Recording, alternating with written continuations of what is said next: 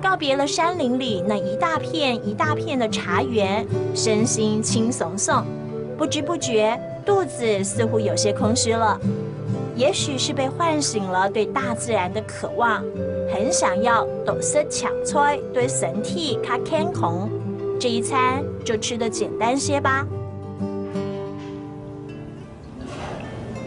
酱柠茶哈，谢谢喽。不客气。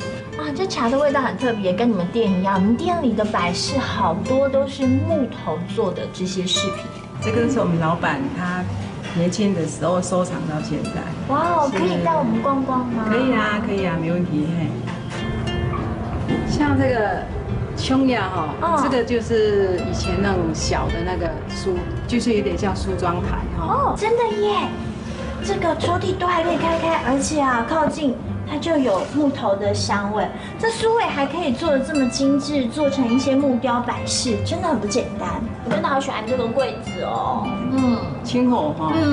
你我带你再看其他东西好吗？好，走得。宛如博物馆的餐厅里，时空仿佛静止在每个转角，一次驻足就是一段历史在眼下展开。蔬食料理也别有风情，精致细腻的将来自大地的养分铺排满桌，让人满心期待。夏季好什么？哦，都好色哎！鸭丝嘞哈，黑翡翠山药。哦，难怪，因为是抢菜，所以吃起来那个口感特别的清爽。其实人家好像说，都是抢菜对身体较健康嘞。亚风菜哈，素公板头豆腐哦，哇，这一定要吃吃看，这是你们的招牌。对。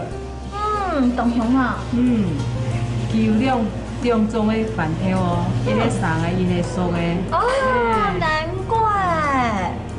难怪这么好吃，停不下来，很绵密哈。对啊，一直想要吃。夏季，那请你慢慢的享用，我先离开一下，招呼别的客人哈。谢谢喽，谢谢。好，请用哈。木头的质朴和抢菜的天然，糅合了水泥丛林里的这个小空间。也许真的是都是抢菜对身体较健康，心情轻松松，准备好迎接焕然一新的自己了。